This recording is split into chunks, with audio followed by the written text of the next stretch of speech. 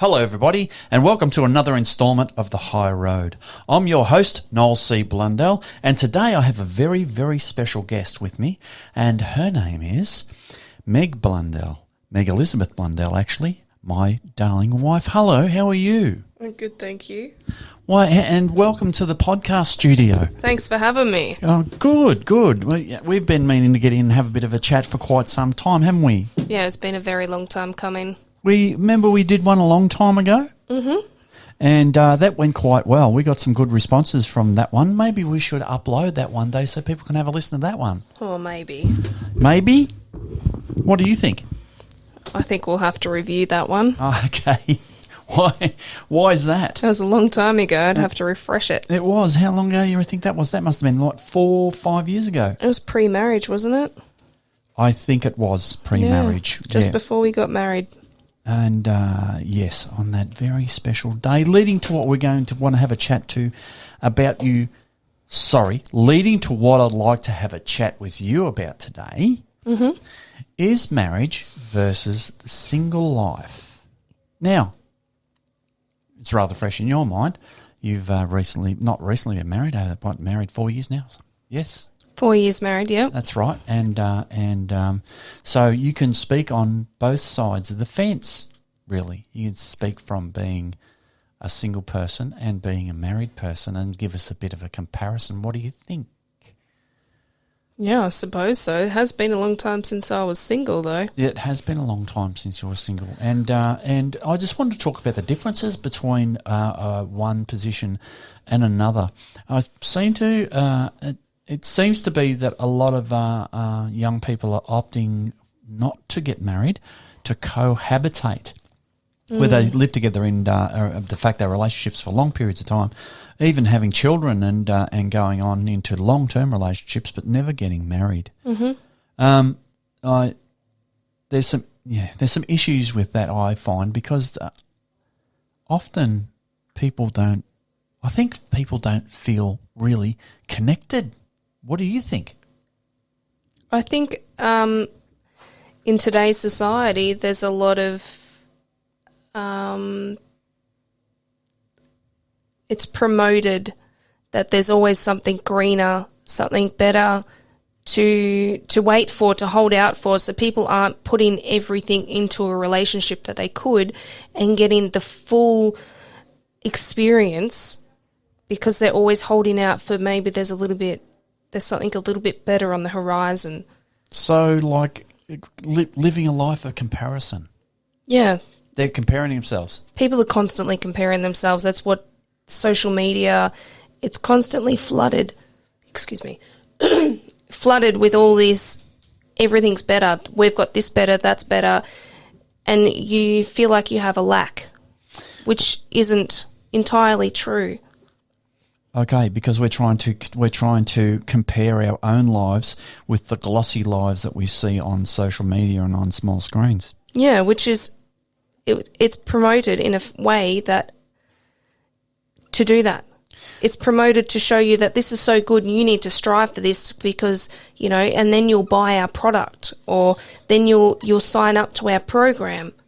Oh, so it's heavily marketing based. Of course. Okay, to sell something. Yeah, and then people believe that falsity, so they only show the really good parts of their lives. They don't actually show the hard struggles that they go through. It's not a holistic approach.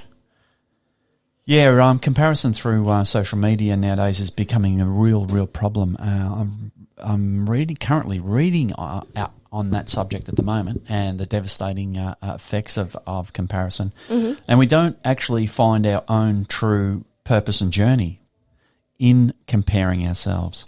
Realistically, we can only be who we are.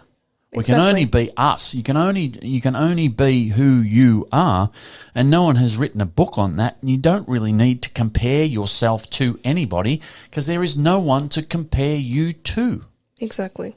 All of it appears that all those things that you feel you may like are just material items that you're watching other people collect and accumulate, and you think you should have the same, but it's not the case.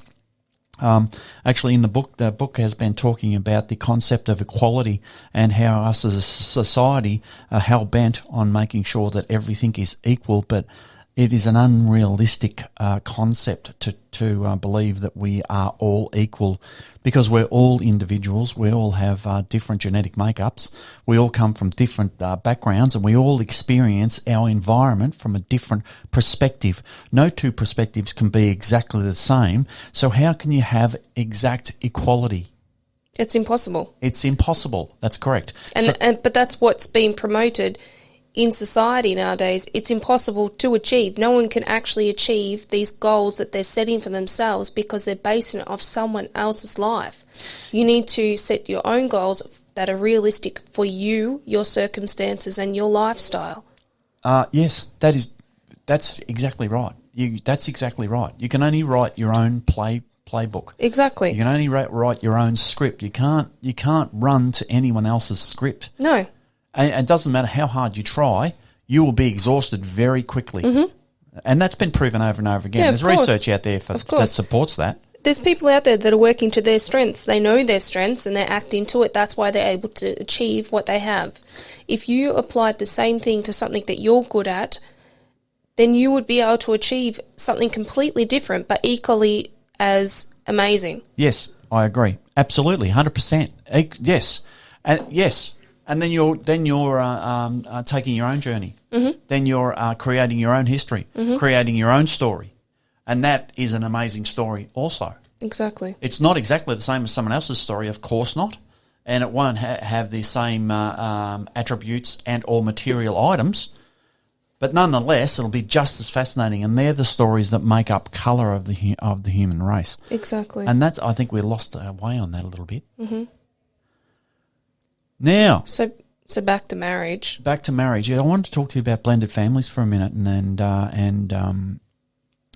how you've been going with that. I know blended families can be very challenging when you put children from other families into new families, and then create other children, and then you have his, mine, them, and ours. How you been going with blended family? Because we got 4 boys now. I have 3. Meg has 1. How's that going? I think it's incredible. I think it's somehow really good. We've managed to do it. Your boys were a bit older. Yep. I was 15 and 16, and Hunter was 4, my son. So somehow it's all worked. Nonetheless, my guys are older, but there's still a parenting responsibility. Oh, there definitely is. There definitely is. And they're great. All the boys are absolutely wonderful, and I've been blessed. Yeah, I don't know. I think. What do you think? What do you think was one of the key factors in making that come together and work? Communication. Yes, I tend to agree Definitely. with you 100%. Honest communication. Yep. Yeah. I said with my guys when they were very, very young and going through a terrible time of family breakdown, and of which I was responsible for, or partly responsible for. Mm-hmm. And I said to them at 11 years of age that I will be 100% honest with them. Always, from that day forward, I would not deceive them or tell lies. I would give them the absolute honest truth. I also said to them at that stage that there will be occasions when that's exactly what you don't want to hear. Mm-hmm. And I said to them, but potentially there will come a time where I will be the only person in your life that will speak honestly to them. And therefore they will know when they ask me a question, they will get the honest answer, for better or for worse. Now, as 11-year-old, 10, 11 and 12-year-olds, because they spread that age span during that period, I remember particularly my youngest son, his eyes lit up as if to say, thank God, which I at that moment identified that was exactly what this child needed. Anyway, since that moment forward, I have been 100% honest with boys, and that's with no holds barred. And I can tell you, as an adult, they have asked some of the most difficult questions. And I have had fleeting moments of making a split nanosecond decision of whether to tell a lie. And that option and temptation has been there. particularly with some of the subjects and questions they have asked, and I have gone back into my commitment to be honest every single time, and it's been challenging. Believe me, it's been challenging, and it has paid off exponentially every time I've been honest with them. Every single time. I can't recommend that highly enough. Yeah, well, that's why we all get along so well, because we're able to speak openly and freely without fear of offending or upsetting or anything of anyone else, because we can have a reasonable conversation about it, express our concerns, feelings, and what's going on for us at that moment, and then go away and still be a family unit. Yes, correct. That's right. If something comes up, and there might be some very contentious issues. And we've had to go through that. There was lots of teething problems, because to become a blended family is one of the hardest things ever. You're taking on other people's children, and knowing that, respecting them enough to know that they've got their parents, but you're going to be a very influential part in their life and love them and care for them as if they're your own, but still understanding there's those other aspects to it.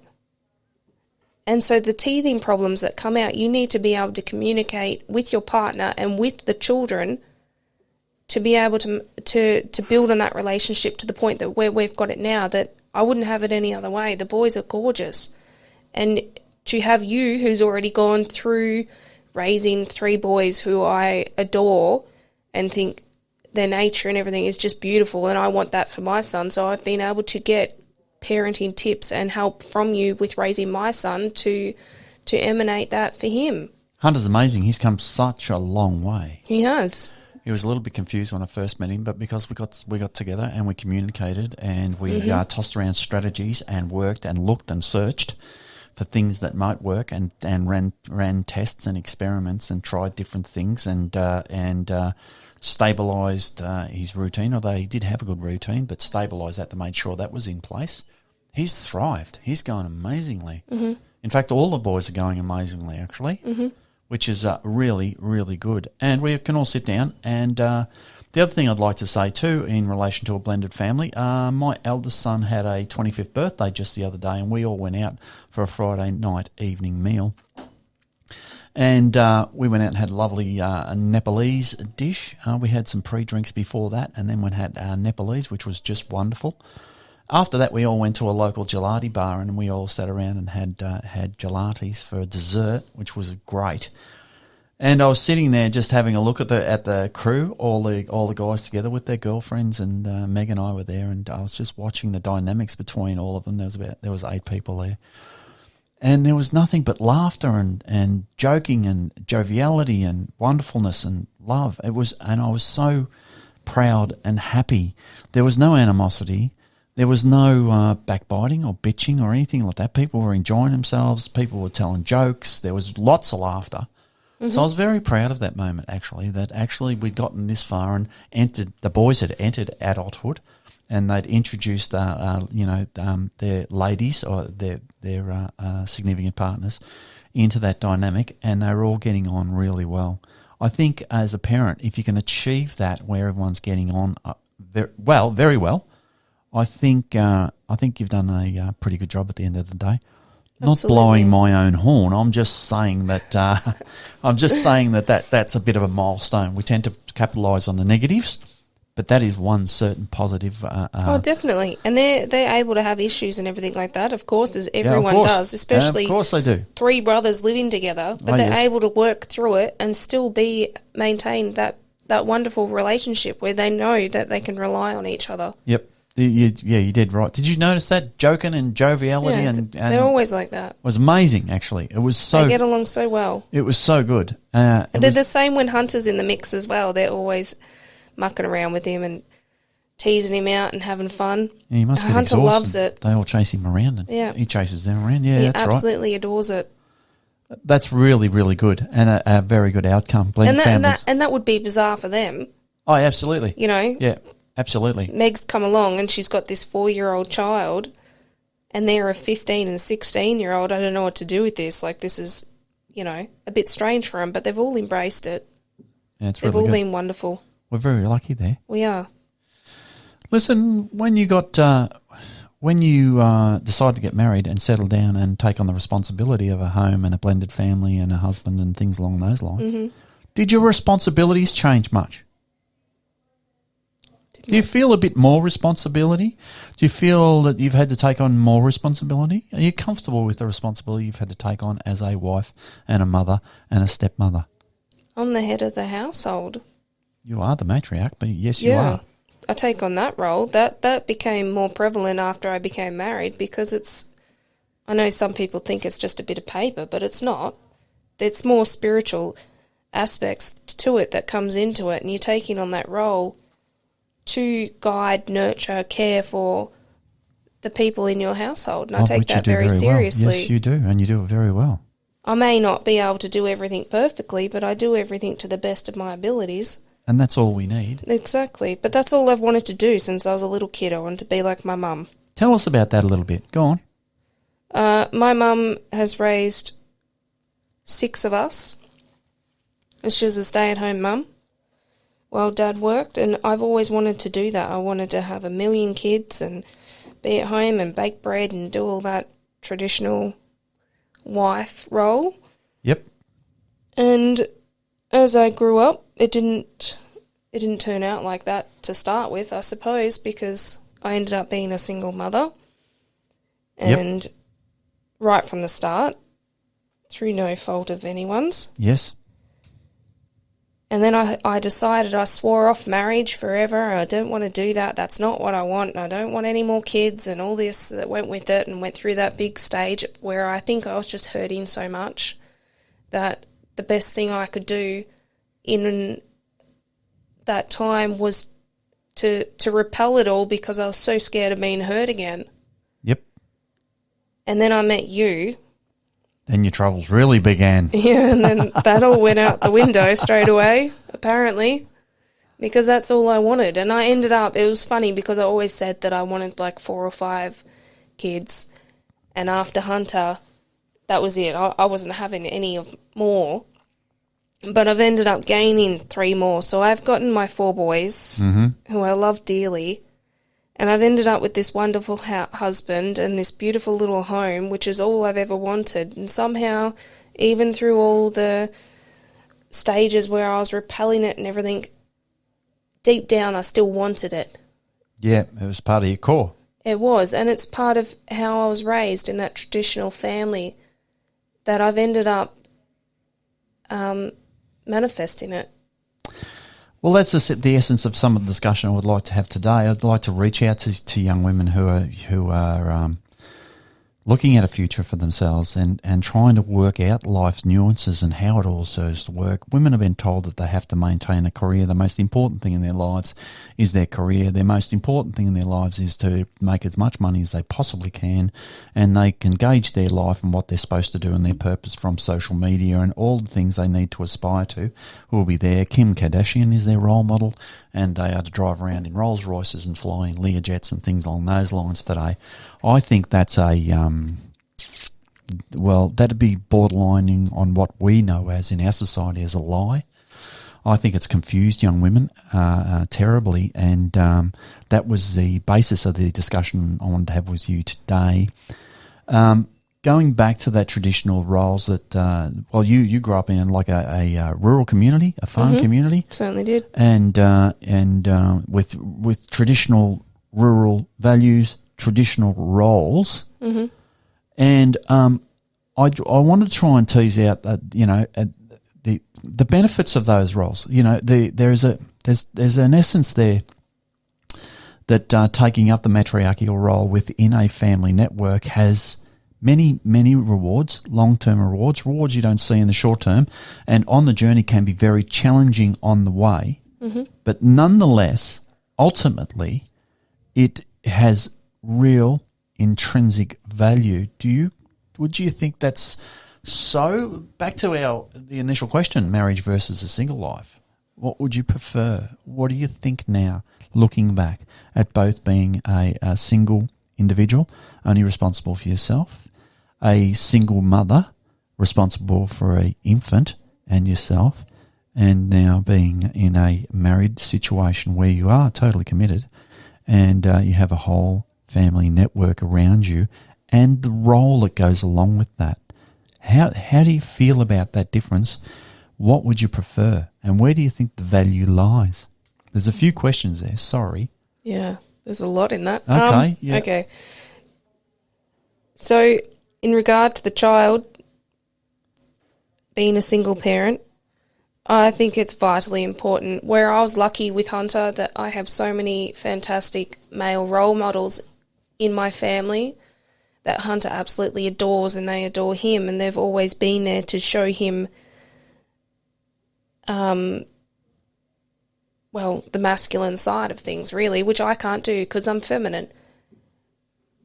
He always has his father. His father is absolutely amazing with him and fantastic. But in my household, whilst he was with me, he didn't have the masculine. So it's important to have that. Whilst he's getting it from my brothers and that, it's important to have it in the household as well, which has been really great with you, with how you've taken him on and how you interact with him and everything. You'll teach him another aspect of what masculinity that you bring to the table, which is different to what my brothers and my dad and his dad brings to it. So it's another aspect. Balance. Yeah. And he's getting he's getting the best starting point that he can, because he's got all these different dynamics, all these different males in his life that bring different things to him for him to be the best version of Hunter that he can be. Being single is not fun. I know there are people that out there that are quite happy with it. They can get around doing that, and I understand that, and I understand a lot of people have gone through so much trauma and so much hurt that it's too scary to go down that path again. I get that. But you don't have to do anything. There's a lot of learning from it. You need to deal with the trauma that's gone on and to open your life up to someone else and be vulnerable and allow them in and open up to all the aspects that go with it is one of the most terrifying things that you can ever do, but it is the most rewarding thing you can do because your life becomes whole. You're not constantly doing things on your own, and that you get to share experiences with other people, with someone else that's so important to you and so significant in your life that everything that you do normally, well, it's okay, but then you've got someone to share it with you, and it bumps it up to that whole nother level, so you're experiencing things to a higher degree. Correct. And being in a relationship can be challenging, very challenging, believe me. And there'll be points where you come up, you don't agree and don't align with your values with your partner, and that all comes along. But and you don't want to be the same. You don't want to have the same views on everything. You don't want to have like exactly the same things with everything else. That's not going to be fun. That'll be boring. Correct. And you're not going to better each other in the process. So the whole point of having a partner is to find someone that's going to challenge you to better yourself, to be the best version of who you can be. And that's what you do for me. I know that how much I've grown since I've met you is immensely, and I've come out of my shell and dealt with so much past issues and traumas and everything to the point now where I'm not 100%, but I'm damn sight better than what I've been. No one is 100%. Exactly. But that's what marriage does. It does. And being the matriarch, as the last part of your question, to be the head of a family in marriage is to give purpose to my life. Yes. So with purpose, I know that I've got things I need to do. Great. I've got each day, I've got to look after the family. And there's things that I've got to get done. So there's reason why I've got to get out of bed, because I've got to get out of bed to get all this done. Good point. If you've got purpose, then you've got meaning to your life. If you've got meaning to your life, then you realise things aren't so bad. Yes. Although sometimes we can get waylaid and our thoughts going to be off somewhere else. We think that we're hard done by, and it's all and the whole world's crashing down. Yep. But ultimately, when the shit hits the fan, you've got that stable foundation to fall back onto, and if anything goes wrong, You have a network of people around you who, exactly. who love you and don't have an alternative agenda. Exactly. They just want the best for you. They want the best for you. So therefore, when it does get really, really difficult, and life can get really, really difficult, you have that backstop, and it is rock solid. Yeah, exactly. So you can get through anything. Yes, you can. Together you can. And ultimately, at the end of the day, nothing else matters except for your family, your immediate family. That's all there is to it. There's nothing else. So when the world's going to hell in a handbasket, have a bit of faith in that fact that you have a family there, you have a backstop, you have people around you who love you and care for you and want to see you strive and move forward in a positive manner to grow. Yep. In that nurturing environment. Yes, and relationships are very challenging, and it's good. I think it's good. Jordan Peterson states that you don't want somebody to be married to be happy all the time, because happiness isn't the ultimate goal. What it is you should be married to somebody or partnered with somebody that you have to contend with, because once you have to contend with them, you have to look into yourself when you are working through issues to see and realign your values and your base and your value base and attitudes. And occasionally you need to be shaken out of that comfort zone. And the only way to be shaken out of a comfort zone is to be put into a situation of acute discomfort. So that is the for sure way to grow internally and within yourself. Yeah, and if you don't have, it's unachievable to be happy all the time. If you're setting that as your goal, you're going to fail and you're going to be miserable because you can't figure out why you can't be happy all the time. So you need to have these bumps in the roads, these little jolts to bring you back to reality, to realise that when something is when you are happy, when you are in a really good place in your life, you can go, oh, wow, this is great. Yes. I've achieved this with the help of my partner, and look what we've done. Yes. You create your own history. Exactly. And that's what I tell them. Capitalise on it too. Yeah. Notice absolutely. when things are good. Point it out to your partner and say that I've really enjoyed this. Yes. This has been really great. Thank you. Because we do tend to capitalise on our negatives and overlook the positives, because the positives aren't creating any crisis or disruption in your life. So we tend to put them on the back burner, and it's normal. That's normal, right? But we do tend to capitalise on negatives because they're disrupting our comfort zones. Exactly. We need to turn that around a little bit and start to identify our positives. And yes, you're right. Capitalise on that, and in every way you can, and that can give you a sure footing to inner growth and becoming the best version of you possible. It brings you back to the present. Yes, it does, very much so. And since we've been married, I've learnt lots too. I've learnt that I need to take responsibility, and there are occasions there where I have to make some hard decisions. Be it whether they come along peacefully and they go implemented smoothly, or be it they come along with lots of heated discussions and disruption and a little bit of heated discussions, let's say. But nonetheless, there comes times in life and in a family where hard decisions have to be made. And, of course. All the traditional manuscripts and texts that have come along have stated that ultimately, at the end of the day, that's a masculine's decision, because they're the ones that are a bit taller and can cop a bigger kick up the arse, for want of a better phrase. And so you got to step into that responsibility for better or for worse and make those decisions for the family. I know that might grate against some people.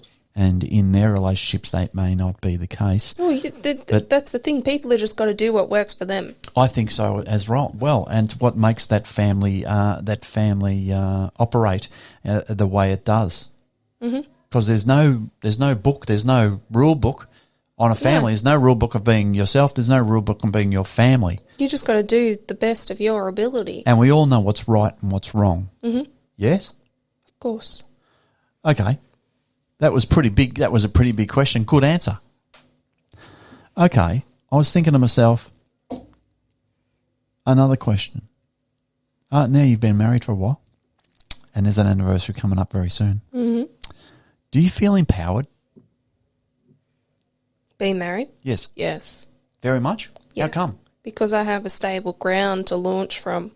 I know that no matter what happens, whatever happens in the greater world when I go out, that I can always come back and I have a safe place to fall apart if I need to.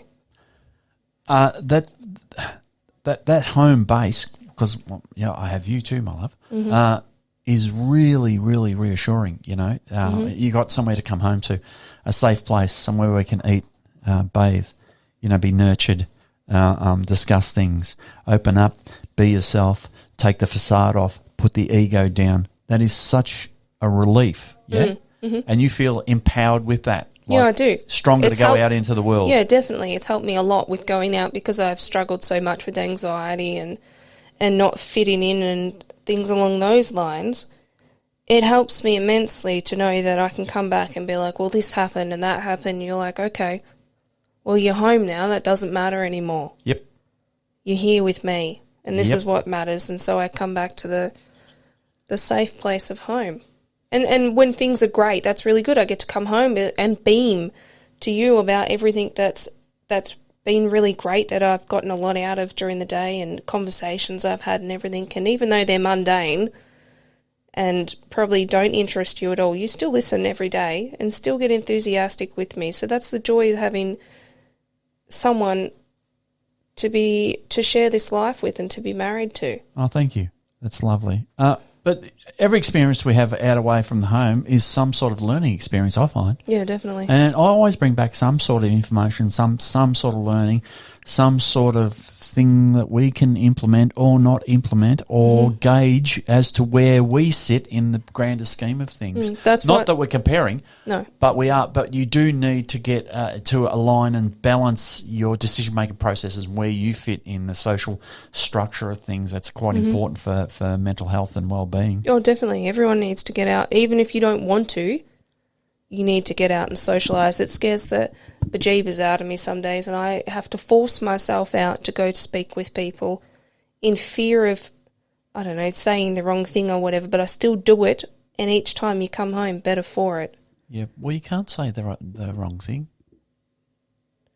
Oh, I tend to disagree though. You can. I don't think so. But it's also important for you, like, to go out as individuals, to have time. Absolutely. Where it's just you doing something on your own, so you can bring something back to talk about with the marriage and you to your partner, and have different interests in that you pursue, so that you can come back and you get to share that passion with your partner. It's the same with you going out and having catch-ups with friends. Yes. Men need men time. They need time with other men, just doing men stuff with no other females around and no wife, no worries, just doing men stuff.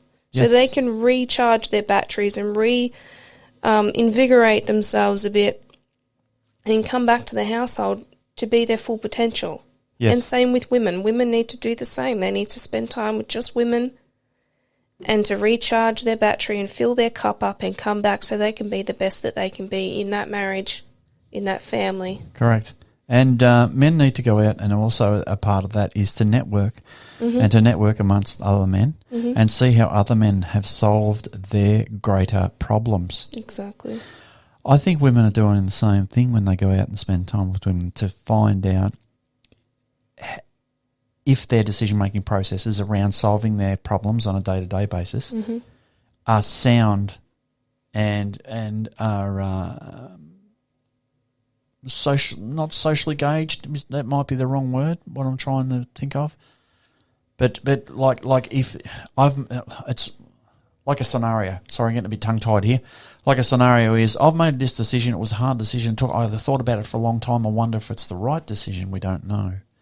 So when you go out and you meet someone in the street and you're talking to somebody and they go, oh, I did that too. That was a great decision. Or, yeah, you did. Yes, I did that decision too, but I did this little extra bit and that worked out really well because when I didn't. You're just picking up tips of what you can use next time. And it's like a social gauge. You're sort of gauging where you're at and also that's part of reinforcing your learning experience as you go through life and mature and take on a whole range of skills to help you, navigate through this difficult life. Because particularly when we have children on board, we then have to role model and teach those children those values that we've picked up on the way. Yeah, but even when you do go out and you have these conversations and relay your experiences to other people, just because they've done it differently doesn't mean the way that you did it was wrong, that you've done it to the best of your abilities that you were able to at that time. Yes. So you need to ensure that you don't go away feeling guilty or upset that you didn't do it this way, because you've done it the best that you have. You've raised that child to the best of your ability and they've survived. So that's a good starting point. Yep. Yeah. That is a very good starting point. And don't forget, although when you go out there you have a lot to receive, there's a lot of information, a lot of learning and stuff like that to receive. Mm-hmm. But also when you go out there and speak to other people, you have a lot to give. Yeah. And other people are taking away some of your experiences and implementing your experiences and actually having a more fulfilled life and getting through life's little nuances a little bit easier than they did prior. So it is really a give and take scenario, right? It's not all take. It's a lot of give as well. And people do listen and people do watch and people eagerly want to find out how you're going through some of these little nuances. What do you think young women may be going wrong in this day and age nowadays in terms of relationship, in terms of commitment? Where they're going wrong? Yeah, where do you think that there could be an issue?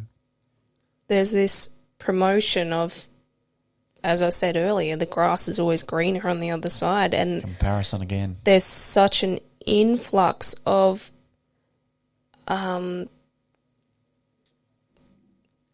comparison, and women, it's being promoted that like you can go out and go do your career and do that for as long as possible and promoting that. So because then you need to be, they feel like they need to do that because you have to have all these trinkets and everything that are expensive. You have to keep up with all the other girls around you that are constantly having to buy the latest thing or, look like this or get fillers and plastic surgery and everything. And no, I don't discredit people that do that. If you want to do that and that makes you feel better, go for it.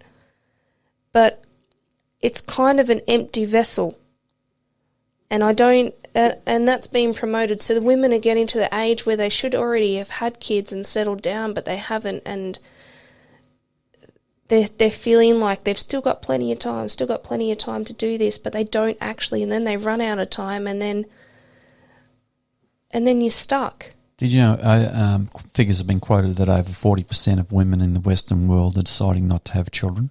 Yeah, and that really saddens me because I do feel like, and I know I'm old-fashioned in my values and everything like that, but I do think that children are the essence of life. Oh, they're fantastic. It is the best thing you could ever do is have a child and get to go through that raising of the child, watching them grow and everything like that is the most magical experience you can ever have. And I think it's really sad that in today's society, because everyone has to have the latest and greatest of everything and economy is so crazy that both parents have to work to be able to survive, really. Yes. Even to have a mediocre house these days, both parents have to work and then they have to work to afford the childcare costs, which are crazy, the amount of time that children are spending in childcare when you don't get those years back. Yes, correct. It's been really good in the past that women were able to stay home and spend those vital years bonding with their children. And I was so lucky that I got to spend all those years with Hunter. And I said right from the start that I had to do that. That was really a non-negotiable for me, that I had to be there for him for those years. I wanted to watch him grow because I knew I wasn't going to have another child and I knew how quick it would be. And like, he is 12 in a few short months and it was only yesterday that I was having him, so I know what that's like. And I've worked in childcare as well and I've seen these children and they all just want their mum and their dad. They don't want to be there with some stranger. And I know some of them are fine in there and that, but essentially these children want to be nurtured by mum and dad. And I know that's a bit of a hot topic in that. And I know a lot of parents feel like they have no other option but to put them in there to be able to survive, and I get that. But it's going to be interesting to see what in the next, 10, 20 years, what society looks like, because these children haven't had the nurturing from their parents per se. They've had nurturing from other people, and educators are fantastic. They are absolutely wonderful people, and they do love your children and care for them like their own, but it's not the same as having mum and dad there. So I wonder whether there's going to be more of this sort of disconnect, yeah. So you're not really going down the marriage part, you're not really going down the committed relationship part, because you haven't had that essential connection with your parents. That is the stepping point from which you launch into life. And although we are now a text-based society and we write down lots of things and we accumulate data and things along those lines, but still it has been proven uncategorically. A lot of our family history and a lot of our family has been passed down by verbal stories. Mm-hmm. Parents aren't spending the time with their children to pass down that history. So children will be growing up and going into adulthood really not without a good understanding of who they actually are and where they actually come from. This is going to be problematic going forward. We've been sharing stories as a human beings for hundreds of thousands of years now. And that's how our history is passed down to one person, to the next person, to the next generation. And this is how our culture has been underpinned and is formulated and is strengthened and stable. That's how cultures develop, and we're losing that. That's going to be really a bit of a concern going forward, and we don't know how that's going to play out. We don't have a plan for it. How can you plan for something we don't know anything about?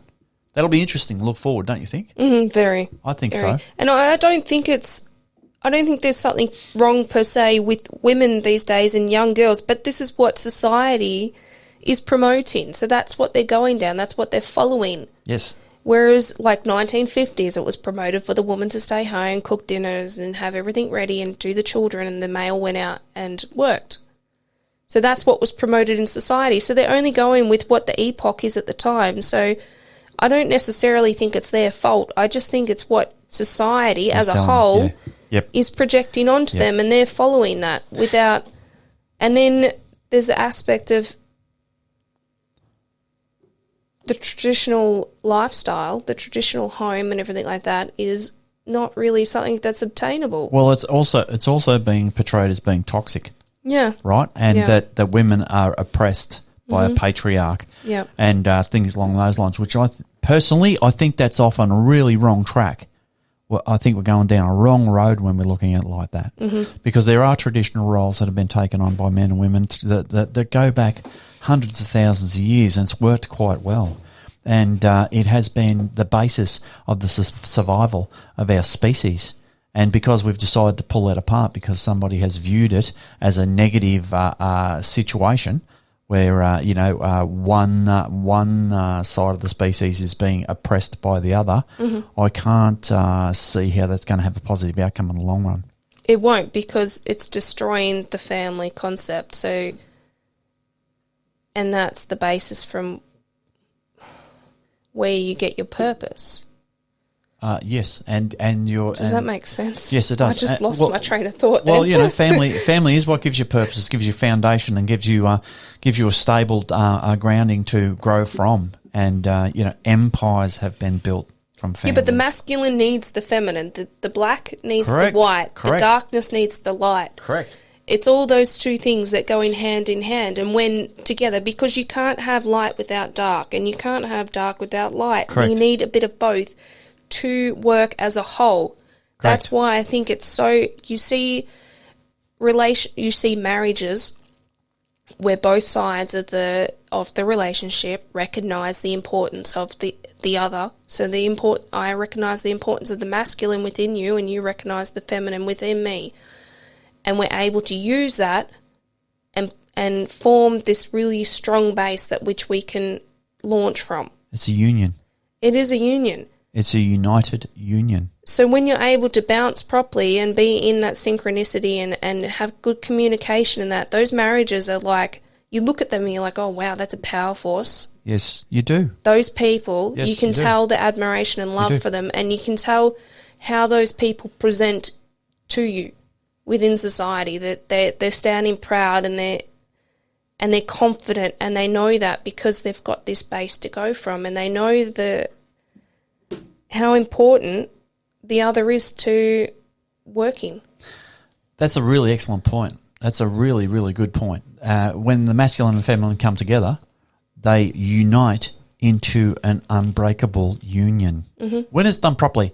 And it does depend heavily on communication and honesty and devotion and a commitment to that relationship and a commitment to creating actually a family history, your family history. When you can apply some of those values and really, really stand on them, and to do that, you have to be honest with yourself first, not leaving a lie. You have to be honest with yourself, and you can stand on some of those values. That's when you really do start to create a united union, which is indestructible. Anyway, I've got one last question. And this is great, isn't it? Oh, I don't know about that. Oh my Here we God. go. This will be a good First one for you. go, I don't think it's too bad. I think it's valuable that you put this forward. I really do. This will be the last question. It's a pretty big one. If you had one piece of advice to all the young women out there regarding marriage commitment and monogamy, what would that be? Do it. Do what? Get married. Oh, really? Yeah? No, I understand it's really hard. I get that. It's scary. And you literally, when you actually break it down, it's really scary because you do have such a limited amount of time to find someone, get to know them, settle down, have kids, pursue life goals together. It's actually quite finite. And that, if I had a thought about that, that would have scared the bejeebers out of me. Well, it's you don't know where you're going, do you? No, because you chance meeting, you can't. Exactly. And I don't know how people meet people anymore. Because it's certainly not like going down. Yeah. It's certainly not as easy as going down the pub and going to meet people, I don't think. But, you've got to go out there, meet someone. Okay, this is really great. Do the dating thing. Do the relationship thing. And it might get 3 or 4 years down the track and you're like, oh, actually, this ain't working. We haven't communicated fully. And, I want to paint the house green, but you want to paint the house purple, and I don't agree with that. So that's it. We're over. It'll be something minute like that. But you haven't laid out the ground rules. And I think to get to that, that's really important, is to, when you meet someone and you think you're going to get serious, lay out your non-negotiables, talk to them, have open communication about whether you want children, what you want out of your life, where you want to go with your life, everything like that, what you want this relationship to look like, and how you're willing to put into this relationship. And make sure that you're both on common ground. It still might not work, right? But at least you're not going to get 4 or 5 years down the track and go, okay, well, actually, I don't like that, so see you later. And you've gained an experience, but you could have spent that experience with someone that is more likely to be your life, like your husband or your wife. Mm-hmm. And don't, just because you're in a relationship and you love someone and they love you, it doesn't mean that you should be there. That's correct. You can be in toxic situations, and they can be really negative, and you can also get addicted to that toxic relationship and stay in it. And you have to break yourself out of that because you're not being honest with yourself. That's a really good point. I want to, as I say to my sons, get out and meet people, as many people as you can, on many different forums and many different avenues, social settings that you possibly can. Meet everybody.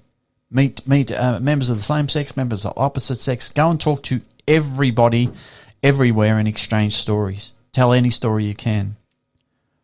That is how you'll bump into somebody and meet somebody. Also, speak to people on social media as well. But try and close to have a face-to-face personal meet-up with the person at the earliest opportunity. Do it safely, and make sure you let people know where you're going and things along those lines.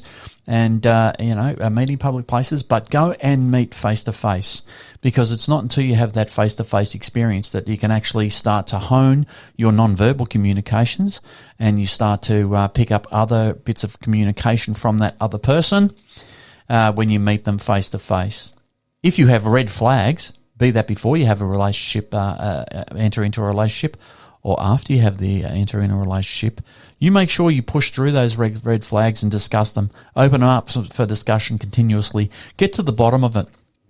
Get to the bottom of why you're feeling that way. Get to the bottom of why you're feeling a little bit unsure. Because a lot of people just put those red flags behind them and put them on the back burner and don't take any notice. 10 years down the track, they explode because they've got 10,000 red flags sitting on the back burner, and then one thing makes them explode, and next minute the relationship's all pulled apart and we have children off, on access and family law courts, and houses are being sold and everyone's unsettled, and yes, it affects everybody then. So immediately, one of the best pieces of advice I can give, if you see a red flag in that person you are contemplating having a relationship with, you make sure you open that up. It doesn't matter how hard of a discussion it is. If it's going to end in an argument, and it probably bloody well will, you make sure you still continue with that, because you have to get to the bottom of that. If you don't, that will come back to bite you on the backside. Work through your issues with honesty. Be honest. If the other person can't be honest with you, you're in the wrong place. You need to go out and continue looking. Honesty is the key, and communication is the key. So hopefully a couple of those tips will help you out moving forward. We might finish up on that. What do you think? Yep. What did you think of that? Oh, it's a bit fumbly, but okay. Was it a bit challenging? Yeah, very. This is bizarre to sit in front of a microphone across from you and have a conversation like this, listening to my own voice. Bizarre. I think you've done really, really well, and thank you for coming in. Thank you. I love you very much. I love you. And I hope you all got something out of this conversation today. Please, you can find us on our social medias and on YouTube. Reach out at Amen on Facebook or at Noel C. Blundell, and let us know what you think about our conversation. If you'd like to hear Meg and I sit down and have a few more conversations in relation to family, marriage, relationships, and things along those lines, please send us a question. We'll be happy to open up a show and have a discussion. It's just for you. You take care. Thank you, my love. Thank you. I'll see you a bit later for tea. I'll see you soon. Can't wait. Bye-bye. Bye-bye.